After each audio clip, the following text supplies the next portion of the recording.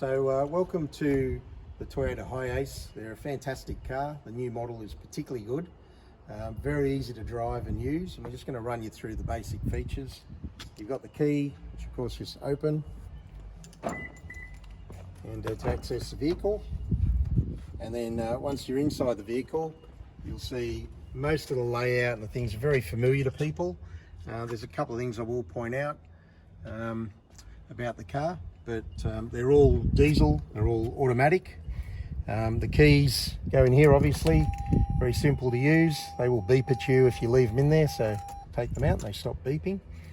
Power steering, the cameras here, all the vehicles have these cameras, and if you flip the switch on the bottom here, it can be a rear vision mirror, but it's much better as a camera so you can see what's going on behind you. Between the camera, the side mirrors and the wide angle mirrors that are on here and a reversing camera, there are literally no blind spots when you're driving the car and reversing the car, which makes them very easy to drive and park wherever you go.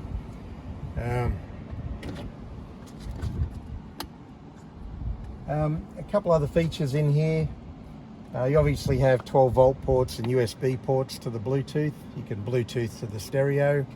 The air conditioning controls are pretty standard and easy to use. The automatic gearbox is very standard and easy to use.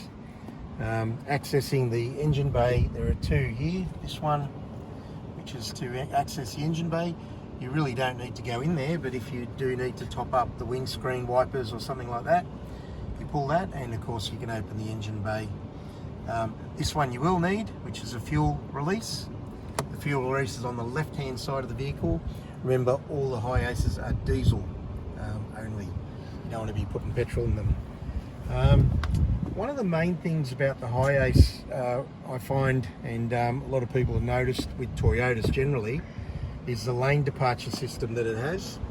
It's very sensitive. Some people like it, some people don't like it. I personally find if you don't like it, it comes on every time. So whenever you get in the car and start it, you can turn it off here with this button. And there's a little light on the dashboard that comes up in orange that shows that the lane departure is turned off.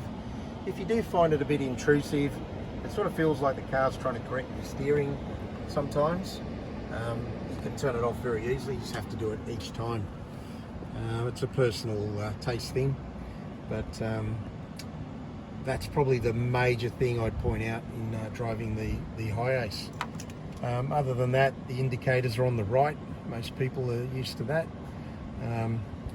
Wipers on the left, those types of things are pretty standard. So the seat adjustments are obviously, there's quite a lot of adjustment to slide and up and down things. Again, very easy to use and operate. So enjoy your time driving the Hiace. All our customers who have hired them and driven them absolutely seem to love them and enjoy them. They're a great car and plenty of fun to drive. Safe travels.